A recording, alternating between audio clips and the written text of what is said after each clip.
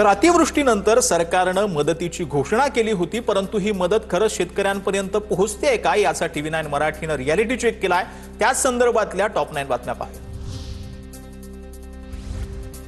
छत्रपती संभाजीनगरमध्ये शेतकरी संघटना आक्रमक, जिल्हाधिकारी दिलीप स्वामी यांच्या बंगल्यासमोर चटणी भाकर आंदोलन, शेतकऱ्यांना मदत न मिळाल्याच्या मुद्द्यावरून अर्धनग्न आंदोलन, पोलिसांनी शेतकरी संघटनेच्या कार्यकर्त्यांना ताब्यात घेतलं।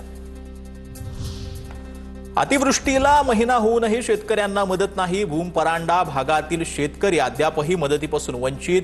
महिन्यापूर्वी पंचनामे होऊनही दिवाळीपूर्वी 1 रुपयाही शासकीय मदत मिळाली नसल्याने शेतकरी हतबल। जालन्यात अतिवृष्टीग्रस्त शेतकऱ्यांच्या खात्यात अद्यापही मदत जमा नाही। मदत नाही मग दिवाळी कशी साजरी करायची असा सवाल शेतकऱ्यांनी उपस्थित केला।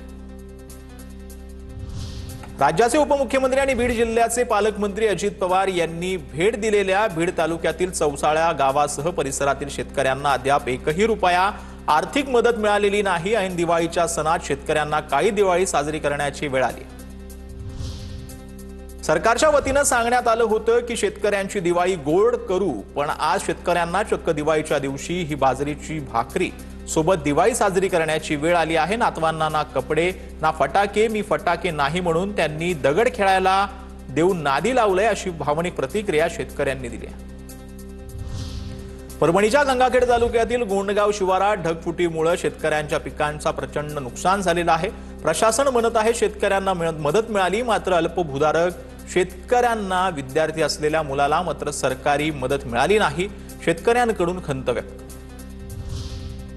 सोलापुरात पूरग्रस्त आणि अतिवृष्टीग्रस्त शेतकऱ्यांच्या खात्यात मदतीचे पैसे अद्यापही जमा झालेले नाहीत। सरकारकडून आश्वासनांची पूर्तता नाही।